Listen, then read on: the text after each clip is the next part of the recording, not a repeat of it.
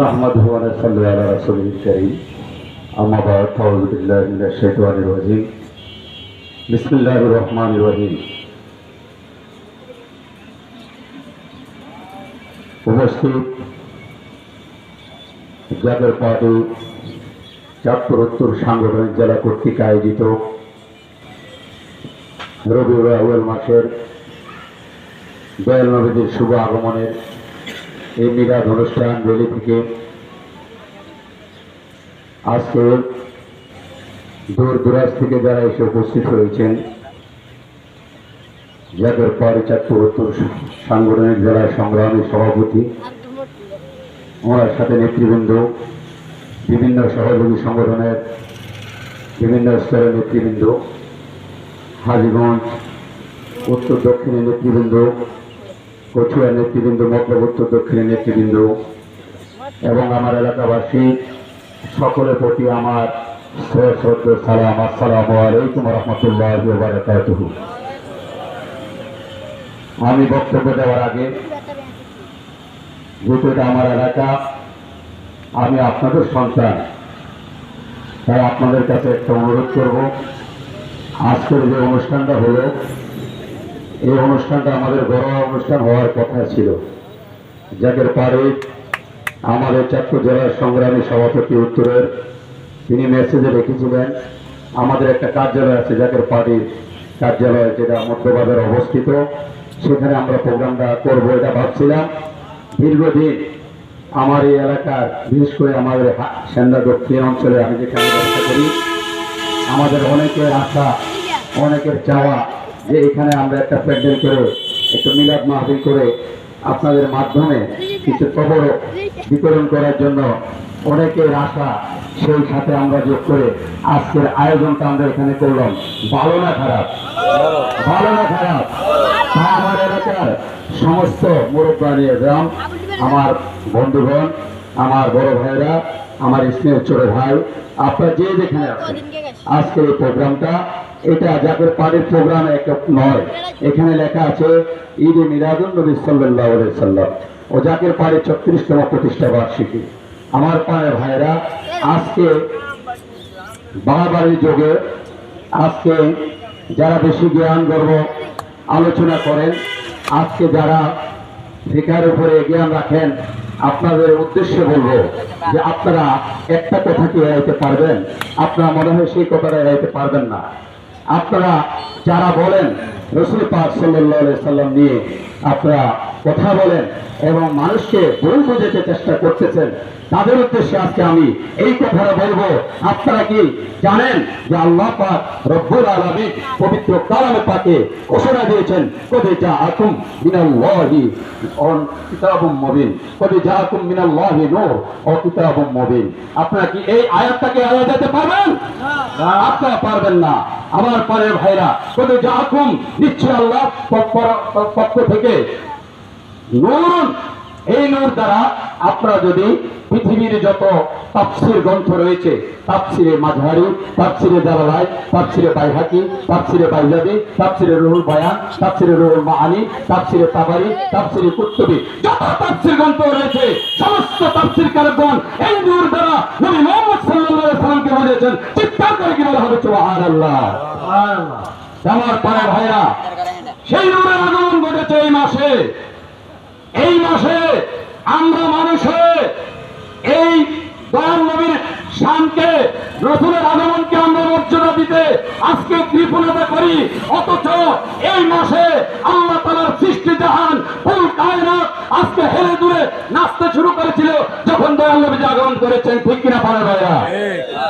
আমার পাড়া ভাইরা, আজকে সেই মিলাদুন নবী সাল্লাল্লাহু আলাইহি সাল্লামের আজকে প্রোগ্রাম, আপনারা যারা এখানে আসবেন অবশ্যই আপনারা রহমতের ছায়া আচ্ছাদিত থাকবেন। আমার পায়ে ভাইরা, আজকে আপনারা বড় বড় কথা বলেন, মিলাদের বিরুদ্ধে কথা বলেন, মিলাদের পক্ষে কথা বলতে গেলে আপনাদেরকে স্মরণ করিয়ে দিতে হয় এই পাক ভারত উপমহাদেশে সর্বপ্রথম যিনি এই পাক ভারত উপমহাদেশে কিতাব নিয়ে আসছিলেন, ইসলাম প্রচার করেছিলেন, আব্দুল হক মুহাদ্দিস দেহলভী। ঠিক কিনা পানের ভাইরা?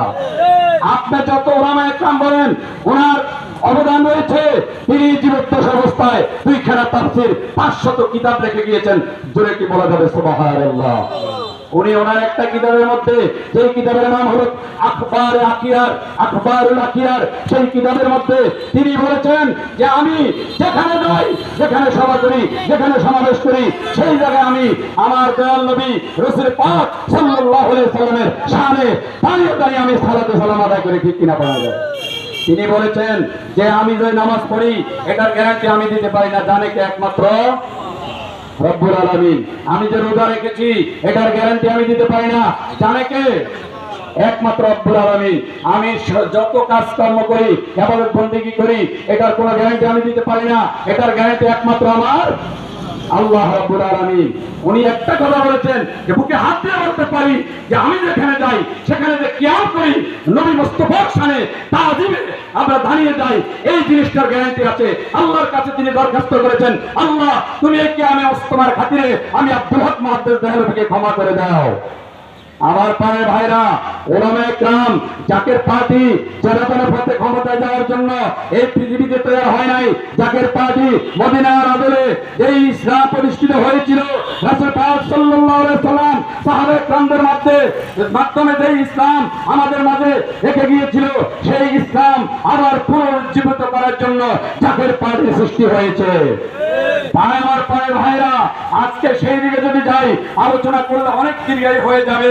আপনারা যদি এই দেশের সর্বদলীয়, এই দেশে আপনি হাফাজারি বলেন, এই দেশের আপনি কওমি বলেন, আলিয়া বলেন, যত মাদ্রাসা আছে, যত মতের লোক আছে, এই দেশের বেশিরভাগ মানুষ হলো হাজী আমদাদুল্লাহ মহাজেরে মক্কির আকীদায়। ঠিক কিনা বলেন ভাইরা? তিনিও কিন্তু এই দয়াল নবী রাসূল পাক সাল্লাল্লাহু আলাইহি সাল্লামের মিলাদ শরীফকে এই দাঁড়িয়ে দাঁড়িয়ে কিয়ামে মুস্তাফাকে জায়েজ বলেছেন। বল সুবহানাল্লাহ। তাহলে আপনারা কোন দিক থেকে কথা বলেন? আমরা বলি না যে এই জিনিসটা ফরজ, আমরা বলি না যে মিলাদ কিয়াম সুন্নাত, আমরা বলি না এটা ওয়াজিব, আমরা বলি না এটা নফল। মিলাদ কিয়াম মুস্তাহাব, মুস্তাহাসান, এটাকে যারা ইনকার করবে তাদের ঈমানের সমস্যা হয়ে যাবে। ঠিক কিনা ভাইরা? তাই আমার পাড়ার ভাইরা, জাকের পার্টি একটি আদর্শ কেন্দ্রিক দল। জাকের পার্টির মহান প্রতিষ্ঠাতা বিশ্বরী খালেদা ফরিদপুরি কুদ্দুস সাহেব 1999 সালে যখন সদরপুর বাংলা চর্বদর্শনে যখন উপনির্বাচন হয়েছিল, সেই উপনির্বাচনে জাকের পার্টির মাননীয় চেয়ারম্যান মোস্তফা আলী ফয়সাল মুজাদ্দিদি প্রতিদ্বন্দ্বিতা করেছিলেন। ঠিক কিনা? সারা দেশ থেকে জাকের পার্টির নেতৃবৃন্দ সেই অনুষ্ঠান ফলো করেছেন। আমার পানের ভাইরা, আমি আজকে আপনাদেরকে বোঝানোর জন্য কথাটা বলতেছি, সেখানে প্রায় 90 থেকে 95% মানুষ মোস্তফা আলী ফয়সালের চাপড়ে ছিলেন। ঠিক কিনা আমার পানের ভাইরা?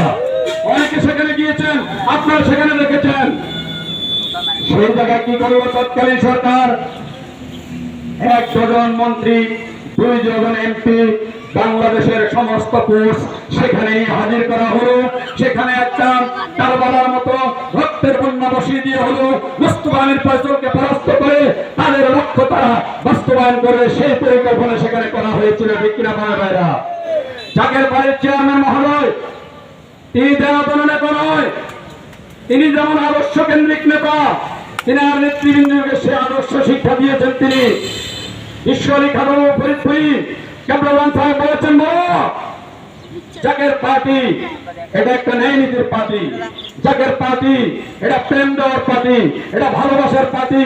জাকের পার্টি রক্তপাতে বিশ্বাসী করে না, জাকের পার্টি জলাও প্রয় বিশ্বাসী করে না, জাকের পার্টি দাঙ্গা হাঙ্গামা বিশ্বাস করে না, জাকের পার্টি হরতাল অনৈতিক কাজ কর্মকাণ্ড জাকের পার্টি বিশ্বাস করে না।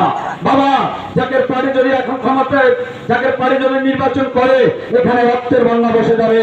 আমার কেবলান সাহেব মেজো ভাইজানকে নির্দেশ দিয়েছেন, বাবা আপনি সমাবেশে আপনার প্রার্থীরা আপনি প্রত্যাহার করেন। জাকের পার্টির যে মাননীয় চেয়ারম্যান সদরপুর স্টেডিয়াম মাঠে ওই দিন লক্ষ লক্ষ জনতা ঢল নেমেছে। আধা ঘন্টা পর্যন্ত তিনি শুধু নির্বাচন বর্জন করবে এই কথাটা বলবে, আধা ঘন্টা পর্যন্ত লেগেছে। তিনি এই কথাটা যখনই মুখ দিয়ে আসবে তখনই লক্ষ লক্ষ মানুষের কান্নার জোয়ার দেশে আছে তেনার কানে। সুবহানাল্লাহ। ওই সময় সদরপুরবাসী, চরবদর্শনবাসী, ওই সময় ভাঙ্গাবাসী একটা সিদ্ধান্ত নিয়েছিল যে আজকে আমাদের যদি রক্ত দিতে হয়, আমাদের যদি ভোটদান চলে যায়, আমরা জীবন দিব। ভাইরালকে বলছিলেন যে আপনি নির্বাচন থেকে সরে যাবেন না, ঠিক কিনা? জাকের পাড়ির চেয়ারম্যান রক্তপাত এড়িয়ে সেই সময় তিনি নির্বাচন বর্জন করেছেন। আমার প্রাণের ভাইরা, কথা আপনাদের কাছে এই জন্য বলেছি, ওই সময় জাকের পাড়ির চেয়ারম্যান যেই শক্তি সামর্থ্য ছিল, আর সমুদ্র হিমাচল জাকের পাড়ি যেই নেতা কর্মী রয়েছে, উনি যদি তখন সেখানে নির্বাচন করতেন, লক্ষ লক্ষ মানুষ যদি সেখানে হত্যা হইতো, সেই জিনিসটা ঘটতে পারত সেখানে, ঠিক কিনা? আজকে যত মিডিয়া আছে, আন্তর্জাতিক যত মিডিয়া আছে, সমস্ত মিডিয়া পড়াও করে লাইভ করতো মোস্তফা আমির ফয়সালের প্রোগ্রামে গিয়ে হাজার হাজার মানুষ মৃত্যুবরণ করেছে, সেখানে গন্ডগোল হয়েছে, ঠিক কিনা? কিন্তু সেখান থেকে যদি জাকের পাড়ি মাননীয় চেয়ারম্যান মহোদয় সারা বাংলাদেশে দুর্বার আন্দোলন গড়ে তোলা হুকুম দিতেন, কিন্তু জাকের পাড়ি ক্ষমতায় যাওয়াটা একটা ব্যাপার ছিল না, ঠিক কিনা? আপনারা জানেন জাকের পাড়ি আজকে 36তম প্রতিষ্ঠা বার্ষিকী। আমরা গত শনিবার, আমরা 6 সেপ্টেম্বর বিশ্ব জাকের মঞ্জিল দরবার শরীফে আমরা উদযাপন করে এসেছি। সেখানে 11 লক্ষ নেতা কর্মীর উপস্থিতিতে জাকের পাড়ির মাননীয় চেয়ারম্যান মহোদয় উপস্থিতিতে আমরা সেখানে সে অনুষ্ঠান উদযাপন করে আসছি, মিলাদুন নবী সাল্লাল্লাহু আলাইহি সাল্লামের অনুষ্ঠান উদযাপন করে আসছি। আমার প্রাণের ভাইরা, জাকের পাড়ি মহামান্য চেয়ারম্যান তিনি এক কথাই বলেছেন, ক্ষমতার জন্য আমরা লড়াই তো নয়, ক্ষমতা আমাদের কাছে এসছে, বারবার আমরা ক্ষমতাকে দূরে সরিয়ে দিয়েছি, ঠিক কিনা?